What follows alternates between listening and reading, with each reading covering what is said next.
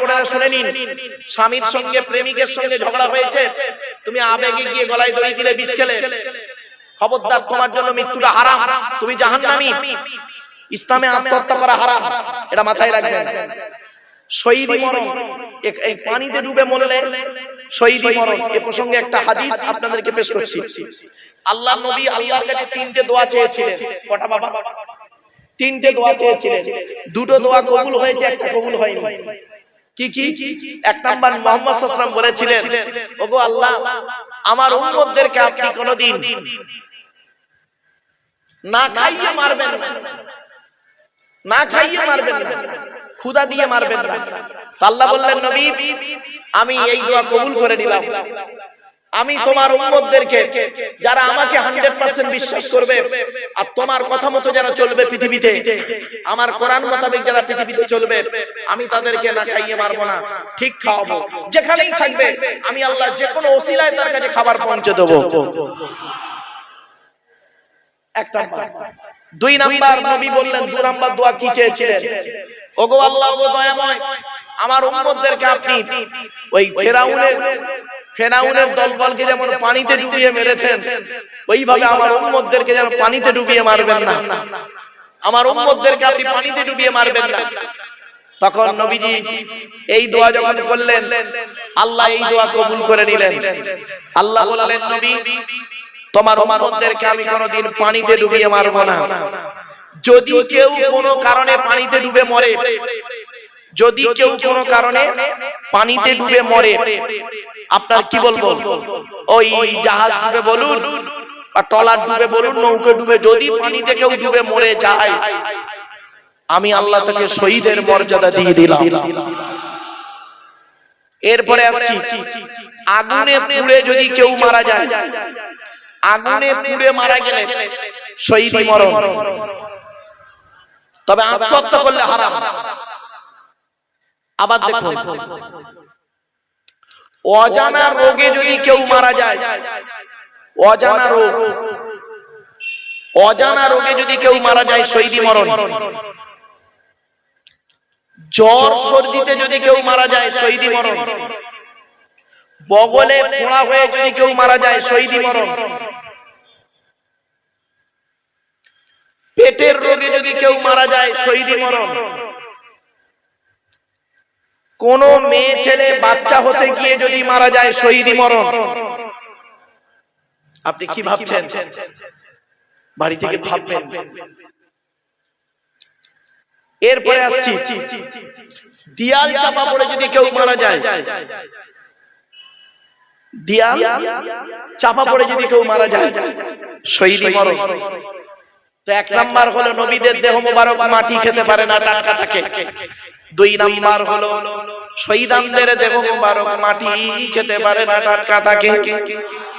তিন নাম্বার হলো, মোকাম্মাল কোরআনী হাফেজের দেহ, মোকাম্মাল কোরআনী হাফেজের দেহ মাটি খেতে পারে না, টাটকা থাকে। এজন্য আপনাদেরকে করজোড়ে বলে যাচ্ছি, বাপ, আমার মা বোনরা শুনে নিন, পেট থেকে যদি আল্লাহ একটা সন্তান দেয়, ওই একটা সন্তানকে অন্তত কোরআনে হাফেজ করাবে, কোরআনে হাফেজ করাবেন। হাফেজের মর্যাদা এত বেশি আপনারা জানেন না। বাপেরা শুনে রেখে দিন, কোন হাফেজ সাহেব যদি মারা যায়, কিয়ামতের মাঠে ওই হাফেজ সাহেবের বাপ আর মায়ের মাথায় আল্লাহ নূরের টুপি পরাবে। এজন্য বাবা অনুরোধ করে বলে যাচ্ছি, আপনাদের মাথায় ঢোকানো আছে হাফেজ সাহেব, ওলি সাহেব বলে খাওয়াবে কি, খাবে কি? রিজেকের মালিক হলো আল্লাহ। কোরআনে আল্লাহ পাক বলেছেন, পাঁচটা জিনিস বান্দা কারোর বলার ক্ষমতা নাই, আমি আল্লাহই জানি। পৃথিবীর কোনো ব্যাটার বলার ক্ষমতা নাই, 100% আমি আল্লাহ জানি। এক নাম্বার কোরআন বলছে, ইন্নাল্লাহা ইনদাহু ইলমুস সাআহ, কিয়ামত কবে হবে বান্দা তোরা কেউ জানিস না, আমি আল্লাহই জানি। তবে কিয়ামতের কিছু নিদর্শন আমি আল্লাহ আমার নবীকে জানিয়ে দিয়েছি। সেই নিদর্শনগুলো দেখেই বুঝতে পেরে যাবি যে এবার পৃথিবী ধ্বংসের দিকে। সেই কিছু নিদর্শন আজ আপনাদের বলবো, দেখে যাবেন না কেউ বলবো আজকে। দুই নাম্বার আল্লাহ বললেন, ওয়ায়ুনাজ্জিলুল গায়স, কোন মেঘে কতটা কখন পানি বর্ষণ হবে। বান্দা তোরা কেউ জানিস না। যদি বলেন হুজুর আবহাওয়া দপ্তর তো বলে, আবহাওয়া দপ্তর কি বলে শুনবেন, সম্ভাবনা আছে এত কিলোমিটার বেগে ঝোড়ো হাওয়া বইতে পারে, ঠিক না বেঠিক? আকাশে মেঘ উঠেছে, বৃষ্টি হবে, সেই মেঘ চলে গেল সাইডে, পরিষ্কার হয়ে গেল, অন্য জায়গায় বৃষ্টি হলো। আল্লাহ বলে বান্দা 100% পৃথিবীর কারোর বলার ক্ষমতা নাই। 3 নাম্বার হলো ওয়ায়ালামু মা ফিল আরহাম, মায়ের পেটে কি আছে, চোর হবে না ডাকাত হবে, আলেম হবে না হাফেজ হবে, কারোর বলার কোনো ক্ষমতাই নেই। এখানে অনেকে মনে মনে ভাবছেন নবীর ছেলে নবী হবে, খবরদার নয়, ভাববেন না নবীর ছেলে নবী হবে না, হবে এমন কোনো গ্যারান্টি নেই। পীরের ছেলে পীর হবে এমন কোনো গ্যারান্টি নেই। ডাক্তারের ছেলে ডাক্তারি হবে এমন কোনো গ্যারান্টি নেই, ঠিক না বেটি? পরিশ্রম করতে হবে, যদি আল্লাহ তকদিরে রাখে তবেই সে ডাক্তারের ছেলে ডাক্তার হবে, মাস্টারের ছেলে মাস্টার হবে, পরিশ্রম করতে হবে, ঠিক না বেটি? কথাগুলো বুঝতে পারছেন? অসুবিধা হচ্ছে আপনাদের?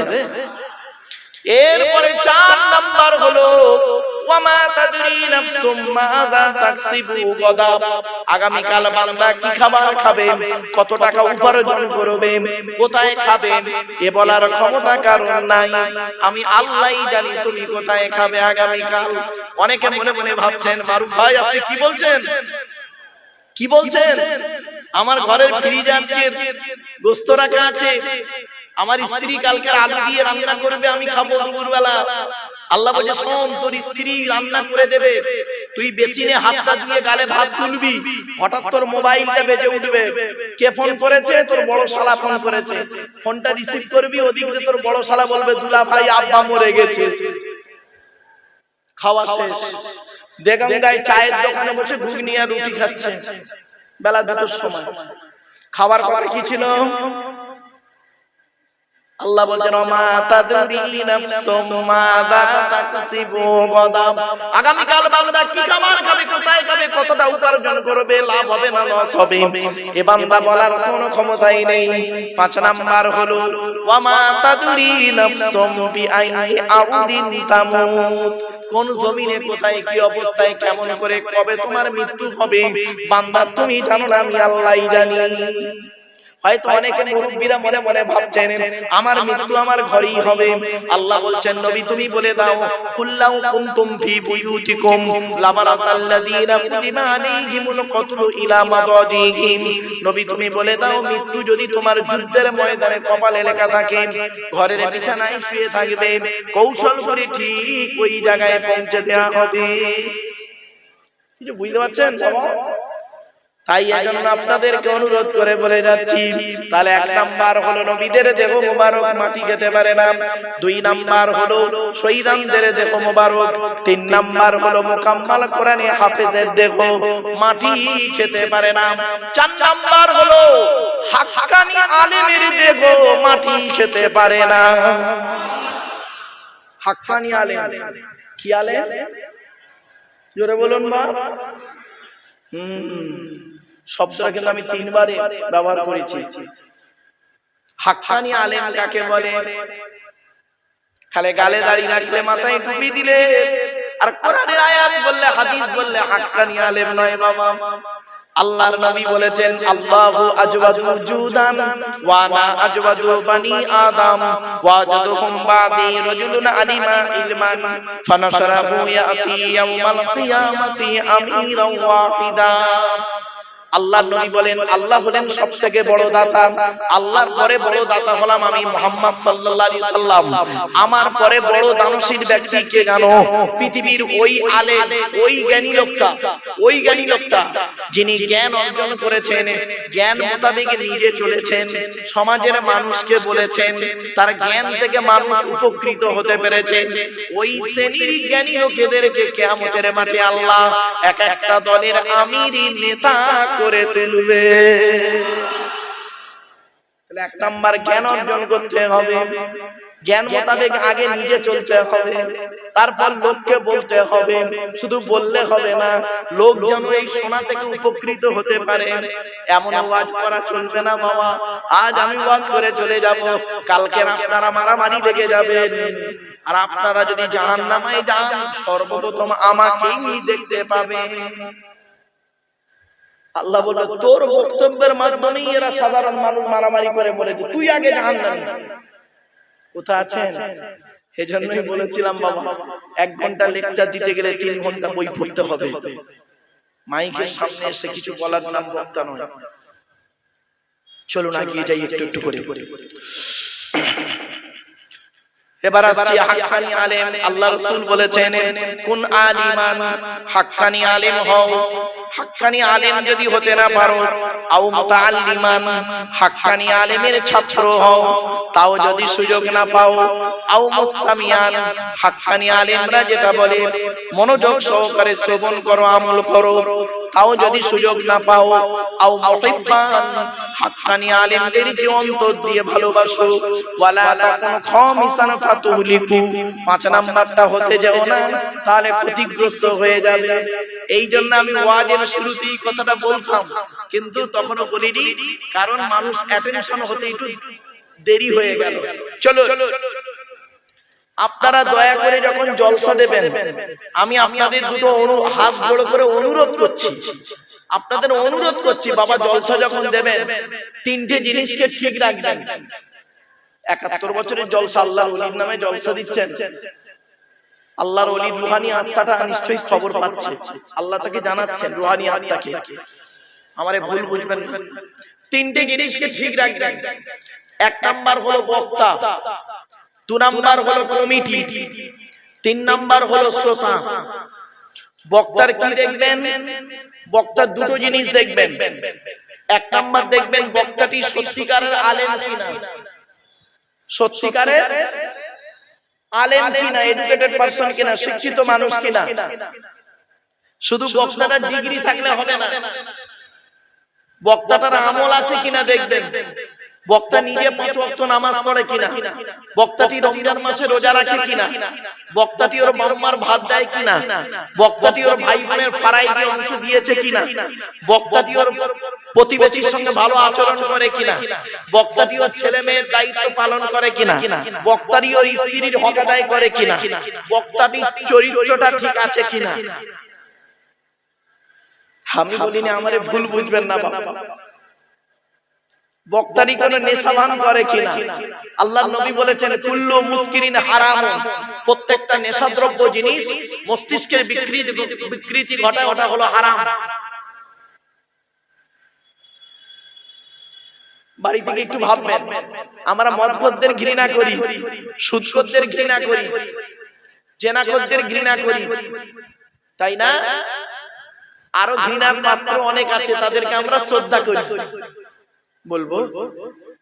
বলবো কি বলো? আমরা মদখোর, সুদখোর, জেনাখোরদের কি করি? ঘৃণা করি না? আরে বলুন না, ঘৃণা করি। আর আরো এরকম এর থেকে আরো কঠিন কঠিন হারাম করা যে তাদেরকে আমরা শ্রদ্ধা সম্মান করি। তো 2-1টা বলি। কলমের হারামি কোনা, শিক্ষিত মানুষ কলমের হারামি কোনা, তো ওটা নয় বাদ দিলাম। অনেক কোরআন হাদিস জানে না, কিন্তু কোরআন হাদিস জানে। গালে দাড়ি মাথায় টুপি বড় পাঞ্জাবি, গালে দাড়ি মাথায় টুপি বড় পাঞ্জাবি, দিল্লি, বোম্বাই, মিরাট, সুরাট, গুজরাট, হায়দ্রাবাদ, আহমেদাবাদ, লখনউ, বেনারস, আসাম, ত্রিপুরা, মেঘালয়, মণিপুর, ইম্ফল, যোধপুর, জয়পুর, ভাইজাগ, পাটনা, কটক, ভুবনেশ্বর, ব্যাঙ্গালোর, চেন্নাই থেকে শুরু করে কর্ণাটকের কোচি পর্যন্ত কি হলো? মাদ্রাসা মসজিদের নামে চাঁদা তুলে, মাদ্রাসা মসজিদের নামে চাঁদা তুলে নিজের গাড়ি বাড়ি বিল্ডিং করে নিল। আল্লাহর কোরআন বলছে, আমি বলি নাই, আল্লাহর কোরআন বলছে যারা ইতিমের মাল খেয়ে নেয় তারা তাদের নিকৃষ্ট পাপী হলো, তারা যারা ইতিমের মাল খায়। খবরদার বাপেদের বলে যাচ্ছি, বাপ মারা গেছে, চাচা বেঁচে আছে, ছোট ছোট ভাইপোদের সম্পত্তি চাচা নিজের নামে রেকর্ড করে বসে আছে, উনি আবার হাজি সাহেব। তোমাকে হাজি সাহেব বললো কে? তোমাদের মাথায় ঢোকানো আছে সারা জীবন পাপ করবে, 80 বছর বাঁচলে 75 বছর বয়স পর্যন্ত হরদম পাপ করবে, লোকের পাপ কাজ করে যাবে। আর 75 বছর বয়সে মক্কায় গিয়ে মদিনায় গিয়ে নবীজির রওজা মুবারকে গিয়ে সালাম দেবে, আর ওখানে হজরে আসওয়াদ নামক একটা পাথর আছে, পাথরে গিয়ে চুমা দেবে, সমস্ত পাপ তোমাদের জিরো হয়ে যাবে। তাই যদি হতো নবীজি এটাই বলে যেতেন, সারা জীবন যা পাপ করবি পৃথিবীতে পাপ কোনে থাকবি, সেখানে পাপ করবি, করার পরে একবার কোন রকম কষ্ট করে মক্কায় চলে আসবি, এসেই তোরা খালি হজরে আসওয়াদে চুমা দিবি, ব্যাস তোরা খালাস হয়ে যাবি। তাহলে এই কোরআনটার পাঠানোর দরকার ছিল না, এই কোরআনটা পাঠানোর দরকার ছিল না। এই কোরআনের 6666টা আয়াত, কেউ বলেছেন 6236টা আয়াত, 3,23,215টা অক্ষর। এই কোরআন 22 বছর 9 মাস 14 দিন, কম বেশি 23 বছর ধরে কোন ঘটনাকে কেন্দ্র করে, কোন ব্যক্তিকে কেন্দ্র করে, কোন বস্তুকে কেন্দ্র করে কোরআনের আয়াতগুলো নাযিল হয়েছে। 6000 আয়াত নাযিল হয়েছে, 12000 জায়গায় নাযিল হয়েছে। বলো আমার বাপেরা, কথাগুলো শুনতে সাময়িক একটু খারাপ লাগবে, কিন্তু অতি বাস্তব কথা বললাম, আমাকে ভুল বুঝবেন না। আল্লাহ রাসূল বলেছেন, আচ্ছা আগে কোরআনটা বলি। কোরআনের কথায় লেখা আছে 4 নম্বর পারা 17 নম্বর পৃষ্ঠার 14 নম্বর লাইন, সূরার নাম সূরা নিসা 10 নম্বর আয়াত, ইন্নাল্লাযীনা ইয়াকুলুনা আমওয়ালাল ইয়াতামা যুলমান ইন্নামা ইয়াকুলুনা ফি বুতুনিহিম নারা ওয়া সায়াসলাউনা সাঈরা। আল্লাহর কোরআন বলছে, নিশ্চয়ই যারা ইতিমের মাল খেয়ে নেয়, ইতিমের মাল যারা ভক্ষণ করে, তারা তাদের পেটে নরকের আগুনগুলো ঢোকাতে শুরু করে, আমি আল্লাহ তাদের জন্য সাঈর নামক জাহান্নাম নির্ধারিত করে রেখে দিয়েছি। আপনি কি ভাবলেন? আল্লাহর নবী বলেছেন, মান আওয়া ইয়াতীমান ইলা তাআমিহি ওয়া শারাবিহি আওজাবাল্লাহু লাহুল জান্নাহ। কোন ব্যক্তি যদি কোন ইতিম বাচ্চার মাথায় হাত বুলায়, কোন ব্যক্তি যদি কোন ইতিমকে আশ্রয় দেয়, কোন ব্যক্তি যদি কোন ইতিমকে খাবার খাওয়ায়, কোন ব্যক্তি যদি ইতিমকে পানি পান করায়, আওজাবাল্লাহু লাহুল জান্নাহ, ওই ব্যক্তির জন্য জান্নাত ওয়াজিব হয়ে যায়। আপনি জান্নাত খুঁজতে এসেছেন ঈদগাহ জলসার প্যান্ডেলে, আপনি জান্নাত খুঁজতে গেছেন মসজিদের ভিতরে, আর আল্লাহর নবী বলছেন জান্নাত কোথায় আছে জানিস? তোর বাম্মার পায়ের তলায়। ইন্নাল জান্নাতা তাহতা আকদামিল উম্মাহাত, তোর বাপ আর মায়ের পায়ের তলায় তোর জান্নাত। জোরে বলো। মায়ের ওষুধ কেনার পয়সা দেয় না, শাশুড়ির হজে নিয়ে যাচ্ছে, উনি ভালো জামাই, রাগ করবেন না।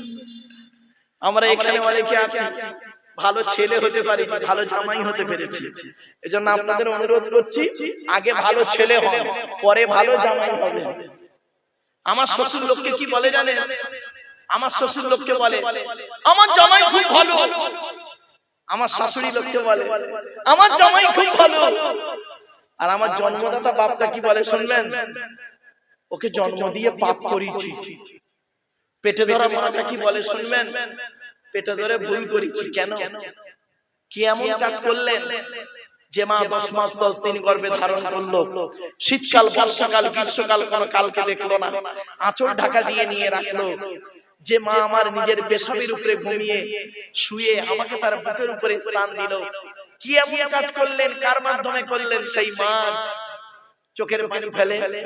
মনে রাখবেন, ছেলে যখন মায়ের পেটের ভিতরে লাথি মারে, ছেলে যখন মায়ের পেটের ভিতরে লাথি মারে, মা তখন আনন্দে হেসে ফেলে। ছেলে যখন মায়ের পেটের ভেতরে লাথি মারে, মা তখন আনন্দে হেসে ফেলে। বুঝতে পারছেন কথাটা?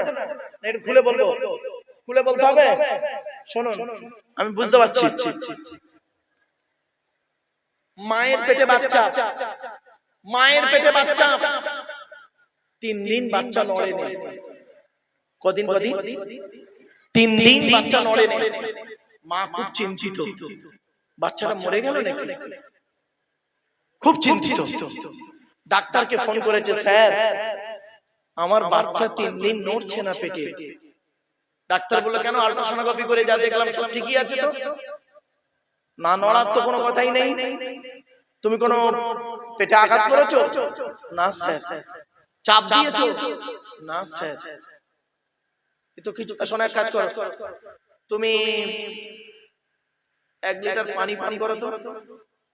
তা মেয়েটা পানি পান করলো, চিন্তিত হয়ে আছে মা, বাচ্চারা মনে হয় নড়ে নে মরে গেছে। তার মা খুব কাঁদছে। আসরের নামাজ পড়তে বসেছে মা, নামাজ পড়ে সেজদায় থেকে উঠে সালাম ফিরিয়ে আল্লাহর কাছে দুটো হাত তুলেছে, আল্লাহ আমার বাচ্চাটাকে মেরে দিও না। কিছুক্ষণ পরে বাচ্চাটা মায়ের পেটের ভিতরে খ্যাচ করে লাথি মেরেছে। অমনি মা তখন আনন্দে হেসে ফেলেছে। মোনাজাত শেষ করে ডাক্তার বলছে, স্যার বাচ্চাটা নড়েছে, লাথি মেরেছে। ডাক্তার বলল কোনো অসুবিধা নেই, নো প্রবলেম। তো বাচ্চা যখন মায়ের পেটের ভিতরে লাথি মারে, মা তখন আনন্দে হেসে ফেলে। আর ওই ছেলে যখন পৃথিবীর মুখ দেখে কারোর কথা শুনে মার গায়ে লাথি মারে, মায়ের চোখ ফেটে পানি পড়ে। দুটোই লাথি, একটা ছিল মায়ের পেটের ভেতরে লাথি, একটা ছিল পেটের বাইরে লাথি। বাবাজি, বাপের ভাত দাও না, মার ভাত দাও না, তুমি আমার ওয়াজ শুনবে? তোমার মতো নিকৃষ্ট শ্রোতা আমার প্রয়োজন নেই। বাস্তব কথা বললাম। তুমি বাপের গুরুত্ব দাও না, মায়ের গুরুত্ব দাও না, জন্মদাতা বাপকে দেখো না, পেটে ধরা মাকে দেখো না। ছোট্ট একটা উদাহরণ দিচ্ছি, রাগ করবেন না কেউ। আমার দিকে তাকান।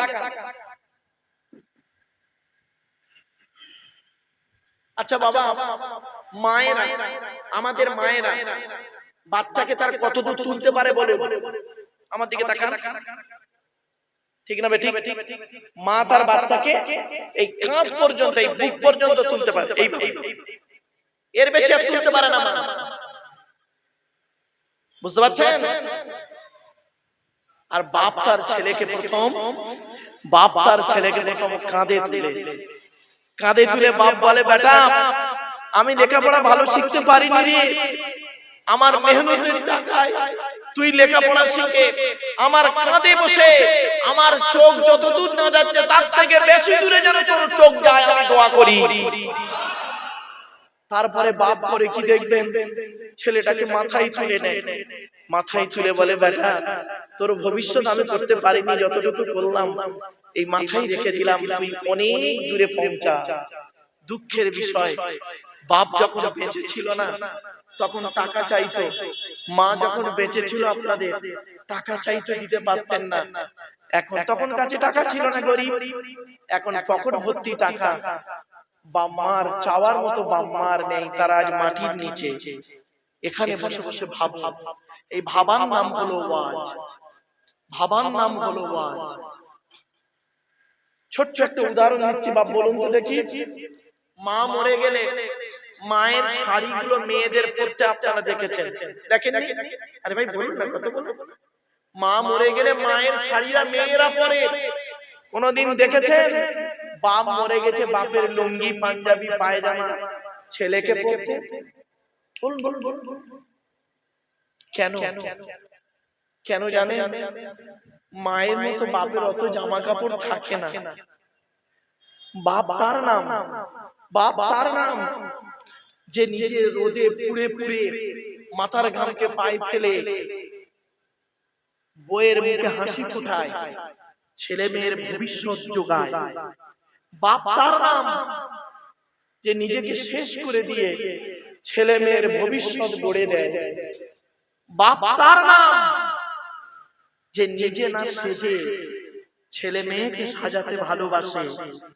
বাপ তার নাম নিজে না খেয়ে বা ছেলে মেয়েকে খাওয়ানোর জন্য সারাদিন কলকাতায় খাচ্ছে, মুড়ি খাচ্ছে, মুড়ি খাচ্ছে,